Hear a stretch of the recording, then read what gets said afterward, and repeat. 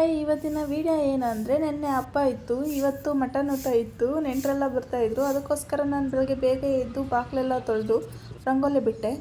ಯಾವುದಾದ್ರೂ ಹಬ್ಬಗಳಲ್ಲಿ ರಂಗೋಲಿ ಡಿಸೈನಾಗಿ ಬಿಡೋದು ಅಂದರೆ ನನಗೆ ತುಂಬ ಇಷ್ಟ. ರಂಗೋಲಿ ಬಿಟ್ಟಾದಮೇಲೆ ಬಾಗಿಲಿಗೆ ಸ್ವಲ್ಪ ಹೂವು ಇಟ್ಟು ಹಾಗೆ ರಂಗೋಲಿಗೂ ಸ್ವಲ್ಪ ಹೂವಿನಿಂದ ಡೆಕೋರೇಟ್ ಮಾಡಿದೆ.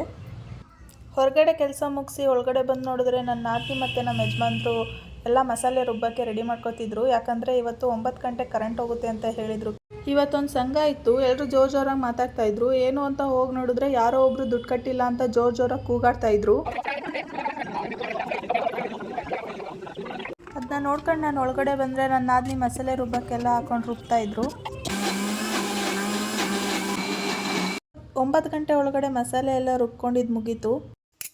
ಮಸಾಲೆ ರುಬ್ಕೊಂಡಿದ್ದಾದ್ಮೇಲೆ ಮಟನ್ ಕಟ್ ಮಾಡೋ ಚಾಕು ಎಲ್ಲ ಶಾರ್ಪ್ ಮಾಡಿಕೊಂಡು ಶಾರ್ಪ್ ಆದಮೇಲೆ ಮಟನ್ ಕಟ್ ಮಾಡೋಕ್ಕೆ ಬಂದು ನಮ್ಮ ಯಜಮಾನ್ರು ದಪ್ಪ ಇರೋ ಪೀಸ್ನೆಲ್ಲ ಸಣ್ಣದಾಗಿ ಕಟ್ ಮಾಡ್ತಾಯಿದ್ರು.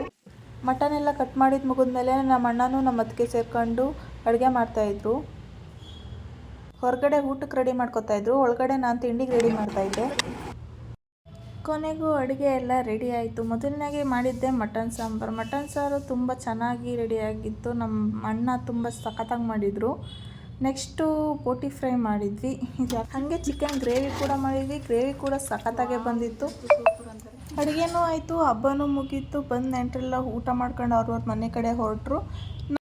ನಾವು ಮನೆಯೆಲ್ಲ ಕ್ಲೀನ್ ಮಾಡಿಬಿಟ್ಟು ಟೀ ಕಾಯಿಸ್ಕೊಂಡು ಕುಡಿದು. ಇಷ್ಟೇ ಇವತ್ತಿನ ವಿಡಿಯೋ ಇಷ್ಟ ಆಗಿದ್ದರೆ ಲೈಕ್ ಮಾಡಿ, ಶೇರ್ ಮಾಡಿ, ಕಮೆಂಟ್ ಮಾಡಿ.